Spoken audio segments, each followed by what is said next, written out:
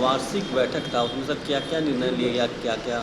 साथियों, आने वाला जो चुनाव हैं, उन चुनावों में जो देश में जो हमारे कर्मचारी हैं, कर्मचारी जो कल्याणकारी काम में सरकार के साथ हम कदम से कदम मिलाते हैं, तो हम क्या चाहते हैं? हम वो चाहते हैं कि जो संविधान ने हमको अधिकार दिए हैं, वो अधिकार हमको प्राप्त हो और सरकार को इन अधिकार देने से उनको देना चाहिए, ये हम चाहते हैं। और इसको देने के लिए उनके ऊपर प्रेशर बनाने के लिए हम राष्ट्रीय स्तर पे आंदोलन करेंगे। हमारा जुलाई में भी मुख्यालय, जिला मुख्यालय पे धरना कार्यक्रम है इन इस वर्ष को लेकर। कर्मचारी तो सर सरकार के अधीन होते हैं, मगर सरकार की बात को खुलकर सामने नहीं रख पाते हैं, वो सरकार से डरते भी हैं।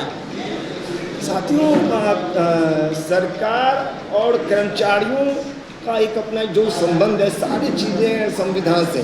तो जो मूल निवासी कर्मचारी महासंघ है, वो एक संवैधानिक संस्थान है और हम जो अपनी मांग रख रहे हैं, जो हमारा संवैधानिक अधिकार है, हम वो मांग रहे हैं। क्या हम सरकार से संवैधानिक मांग नहीं कर रख सकते? क्या सरकार से कर्मचारी सरकार से संवैधानिक मांग? और अगर कर्मचारी सरकार से संवैधानिक मांग नहीं रख पा रहा है और अगर ऐसा मीडिया का साथी महसूस कर रहे हैं, तो मुझे लगता है कि इस देश में असंवैधानिक सरकारें चल रही हैं। आप ऐसा कहना चाह रहे हैं तो मुझे लगता है डरने का आवश्यकता नहीं, संवैधानिक तरीक़ों से अपनी बात को रखना चाहिए। जी, सरकार जिस तरह से जुडिशरी में 35% आरक्षण ओबीसी को दिया गया, क्या अन्य राज्यों में मांग करते हैं? साथियों, पर्याप्त प्रतिनिधित्व विधायिका, कार्यपालिका, न्यायपालिका और विभिन्न तरह के संस्थाओं में होना चाहिए, ये संविधान इसको बोलता है। और 16/4 15/4 से जो मतलब कोई सरकार को नहीं रोक रहा है किसी जनसंख्या के अनुपात को पर्याप्त प्रतिनिधित्व देने से, तो करना चाहिए।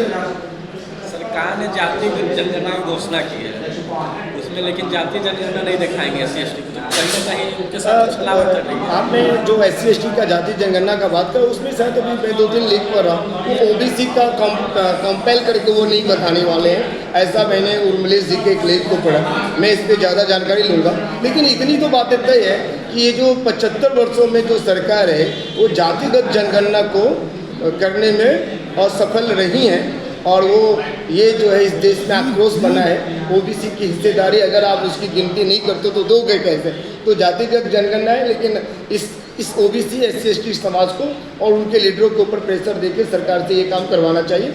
बाकी मूल निवासी कर्मचारी कल्याण से अपनी मान्यताओं, अपने मतों को लेकर आगे बढ़ेंगे, जो उनके संवैधानिक राइट। सरकारी कर्मचारी ओबीसी और एससी/एसटी को हमेशा तनाव मुक्त पाते हैं, हमेशा ऑफिस में, उसके लिए क्या करेंगे पाँच से कर्मचारी? देखिए, ये जो आपने बोला ना, तनाव में आप आते हैं, तो मुझे लगता है कि MKM इस दिशा में काम करेगी। उनको प्रशिक्षण देके उनकी संख्या ज़्यादा है, तो मुझे लगता है उनको तनाव में आने की आवश्यकता नहीं है। वो जानकारी, उनकी जानकारी का अभाव है। जिनको संविधान की जानकारी होंगी और संविधान के अनुकूल ही सरकारें चलती हैं, तो संविधान की बातें बता के, उनके अधिकारों को बता के, संगठित करके हम तनाव नहीं, सरकार को भी तनाव से मुक्त होकर काम करने का सलाह देना चाहेंगे। अपना सब परिचय दिए। मेरा नाम राजकमल, राज्य महासचिव बामसेट कटिहार।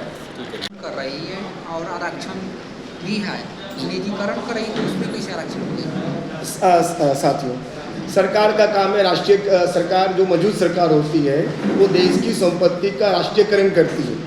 अगर ये जो सरकार बेईमान होती है, जो भ्रष्ट होती है, वो संपत्ति का निजीकरण करती है। निजीकरण करने का मतलब देश के लोगों का उस संपत्ति पे हक नहीं होना, कुछ चंद लोगों का अधिकार हो जाता है। तो क्या इस देश की संविधान, इस देश के लोग सरकार को ये मत थोड़ा दे रहे हैं तो सरकार इस देश की संपत्ति का निजीकरण करे? उन्हें राष्ट्रीयकरण करना चाहिए और उसी तहत में शिक्षा का राष्ट्रीयकरण, स्वास्थ्य का राष्ट्रीयकरण, ये सारी चीज़ें होंगी और संपत्ति का तो पूर्णतः राष्ट्रीयकरण ही होना चाहिए। जी साथियों।